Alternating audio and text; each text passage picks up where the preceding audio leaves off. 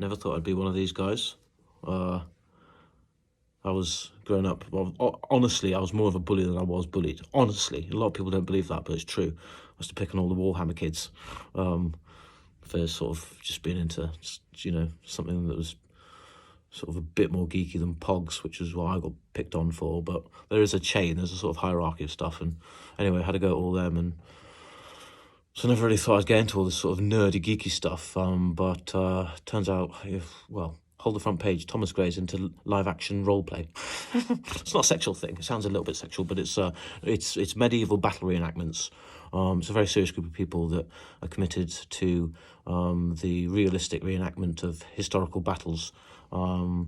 Really good group of people. Genuinely very warming, very warm, very welcoming. Quite keen actually to sort of grow in numbers, because there weren't too many of them, and obviously, the more people they have, the more realistic the battle's going to be, regardless of how floppy the swords. And that's a metaphor, actually, in some ways.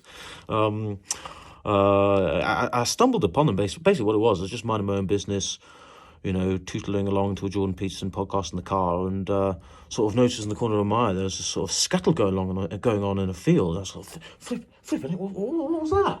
And it was all sort of, it was very medieval looking. I thought, pitchforks, heck. And then I thought, hang on, it could be a film reenactment. So I sort of skidded and stopped and quickly got out, because I love film stuff. I love sort of being around sets. And but then quickly realised, it's a live reenactment of the Battle of Stamford Bridge, which was, of course, as you probably remember from school, when Harold Godwinson met Harold Hardrada.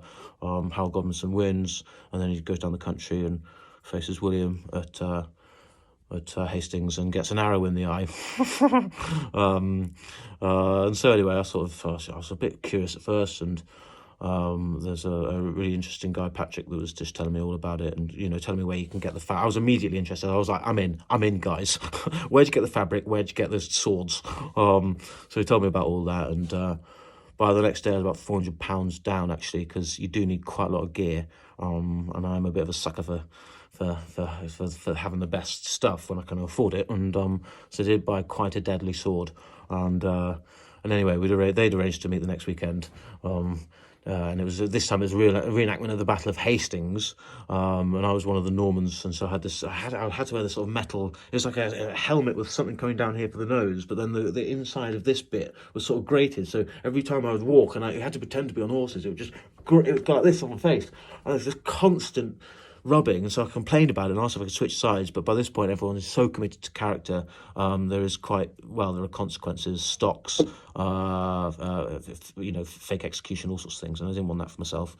And I was a bit off put as well, actually, because there was another new guy that showed up, and I'd put a lot of effort into getting all my gear, a lot of time, effort, and money, and each turned up in a pair of trainers and had a wristwatch on, and his phone bleeped about 3 hours in, I noticed, when he got a call or something, and he said, sorry guys, got to take this, and no one had a go at him.